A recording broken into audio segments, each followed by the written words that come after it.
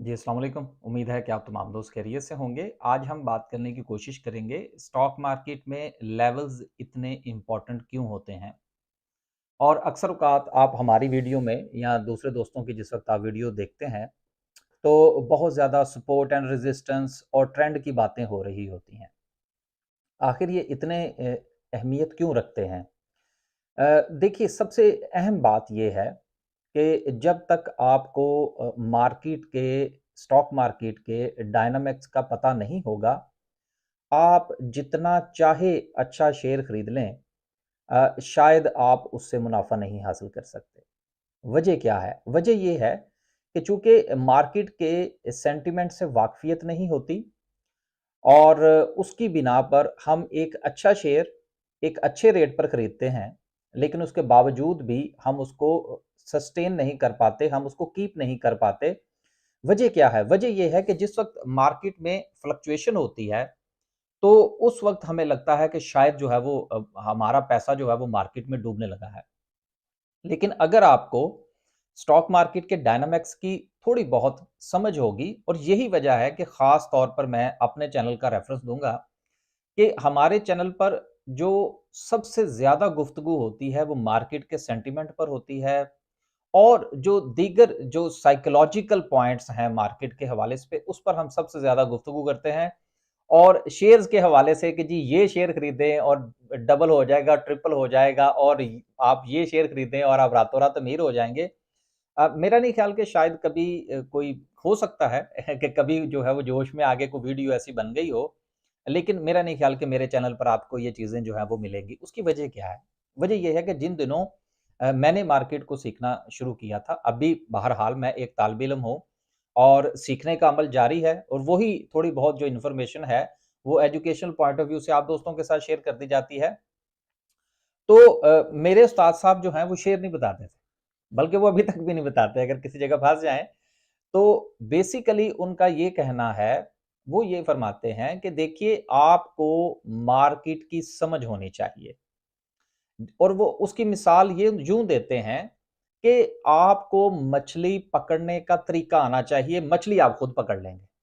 लेकिन अगर आप मछली जो है वो पकड़ के आपको दे दी जाएगी, तो फिर तमाम उम्र जो है वो आपको मछली पकड़नी नहीं आएगी और आपको समझ ही नहीं आएगी कि आपने स्टॉक मार्केट में काम किस तरह से करना है। तो बेसिकली ये जो लेवल्स हैं, ये बहुत ज़्यादा अहमियत रखते हैं। ये बहुत ज़्यादा कन्फ्यूज़ करते हैं। हम शेयर खरीदते हैं, शेयर ऊपर चला जाता है सॉरी हम शेयर खरीदते हैं, शेयर नीचे चला जाता है। हम शेयर बेचते हैं, शेयर ऊपर चला जाता है। इसकी वजह क्या है? इसकी वजह ये है कि बेसिकली मार्केट में साइकोलॉजिकल लेवल होते हैं, ना सिर्फ के इंडेक्स के, बल्कि शेयर्स के। अब इसकी आप छोटी-सी मिसाल आप यूँ ले लीजिए, मैं कोशिश ज़्यादातर मेरी ये होती है कि मैं कोई गूगल की जो डेफिनेशंस हैं या जो बने-बनाए जो फ़ॉर्मूले हैं, उनको कम से कम जो है वो अपनी वीडियो में बात करूँ और सादा अंदाज़ में समझाने की बात जो है वो की जाए। मिसाल के तौर पर आप घर से निकले या आपने जो है वो आप ड्राइव कर के लिए निकले घर से और आगे जब आप पहुँचे, तो किसी एक चौक पर खुदा न ख़ास्ता जो है वो आपके साथ कोई छोटा-मोटा हादसा पेश आ गया।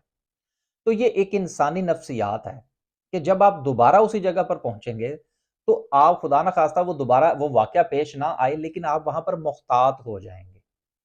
और अगर खुदा न ख़ास्ता दूसरी मर्तबा भी आपके साथ वहाँ पर वो हादसा पेश आ जाता है, तो यकीनन या तो आप अपना रास्ता चेंज कर लेंगे या मज़ीद कॉन्शियस हो जाएँगे। यही सेम सिचुएशन जो है वो स्टॉक मार्केट में होती है कि पहली मर्तबा इंडेक्स या शेयर जो है वो मूव करता है, अपने एक लेवल पर पहुँचता है।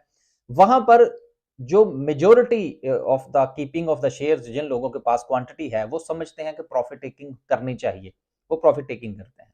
वहाँ से शेयर की प्राइस नीचे आती है।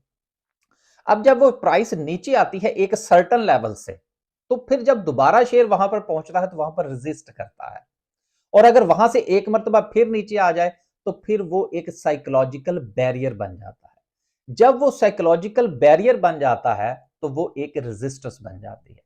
इसी तरह से जब शेयर या इंडेक्स नीचे आता है तो एक सर्टेन लेवल पर से जो है वो थोड़ी-सी मूव ऊपर की तरफ लेता है। फिर जब वापस आता है, फिर वहाँ से दोबारा से फिर वो मूव ऊपर लेता है।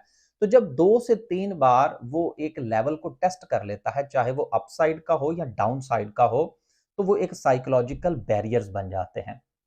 और फिर जब वो बार-बार जो है वो टेस्ट होते हैं और उनसे रिजल्ट जो है वो उसी तरह का मिलता है, तो फिर वो रेजिस्टेंस बन जाती हैं। और यही वजह है कि स्टॉक मार्केट में आपको सपोर्ट एंड रेजिस्टेंस मिलेंगी, आपको साइकोलॉजिकल बैरियर्स मिलेंगे। जब तक आपको इन साइकोलॉजिकल बैरियर्स की समझ नहीं आएगी, तब तक आप जितना चाहे अच्छा शेयर खरीद लें, स्टॉक मार्केट में आप परेशान ही रहेंगे। वजह क्या है? वजह यह है कि शायद जिस जगह पर आप पैनिक हो रहे हैं कि शेयर की प्राइस नीचे चली गई, आपने सोचना शुरू कर दिया, ओहो हो, मार्केट तो ठीक है, मेरा शेयर तो गया, मेरे पैसे डूब गए मार्केट में। चूंकि आपको इस चीज का अंदाजा नहीं है कि जिस जगह पर वो शेयर मौजूद है, यहां से तो इसके पलटने के चांसेस हैं, और बजाय इसके कि मुझे यहां पर एग्जिट लेना चाहिए, मुझे तो मजीद क्वांटिटी बाय करनी चाहिए।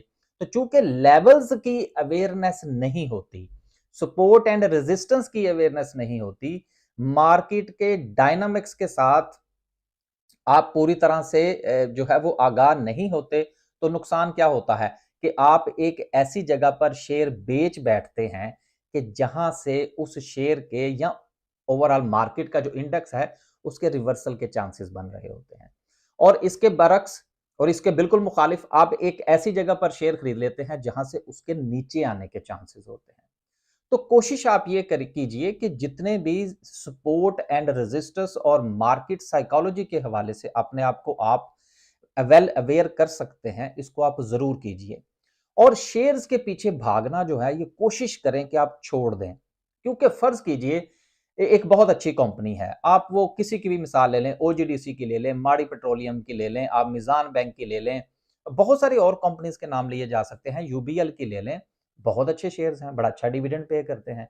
लेकिन अगर आपने इसको टॉप पर बाय कर लिया, एक ऐसे साइकोलॉजिकल बैरियर पर बाय कर लिया कि जहां से उसके नीचे आने के चांसेस हैं, तो आप एक अच्छा शेयर खरीद के भी परेशानी का शिकार रहेंगे। बहुत सारे लोग जो हैं वो अपने आप को ये दिलासा देते हैं, मैंने तो जी इसको डिविडेंड पर्पस के लिए खरीदा है, लेकिन चूंकि हमारा तो रोज का काम है, हमारे साथ लोग बात करते रहते हैं, तो फिर वो हमारे पंजाबी में कहते हैं अंदर से वो यरक रहे होते हैं कि यार मैं इसको यहाँ पर खरीद बैठा हूँ, तो अगला जो डिविडेंड मिलने वाला है वो तो इसमें से वैसे ही माइनस हो जाएगा, और यहाँ उतना तो ये शेयर ऑलरेडी नीचे आ चुका है, तो अब मैं क्या करूं?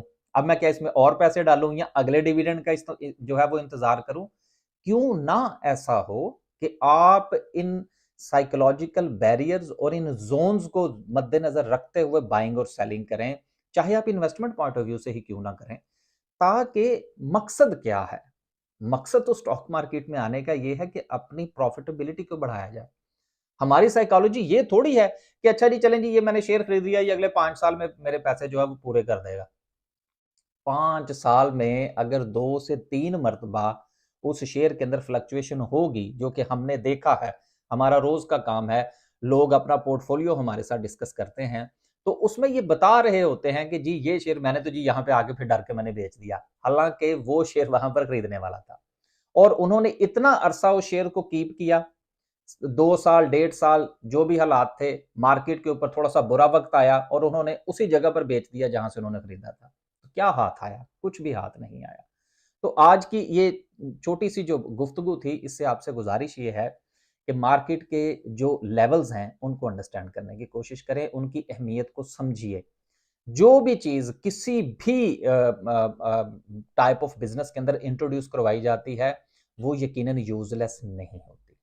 और ये आप देख सकते हैं कि मार्केट के जो जिग जैग हैं उसमें लेवल्स की अहमियत बहुत ज्यादा है। क्यों? इसलिए कि ये डायरेक्टली ह्यूमन साइकोलॉजी के साथ जुड़े होते हैं, और ये एक साइकोलॉजिकल बैरियर्स होते हैं जहां से मार्केट को सपोर्ट मिलती है और रेजिस्टेंस मिलती है।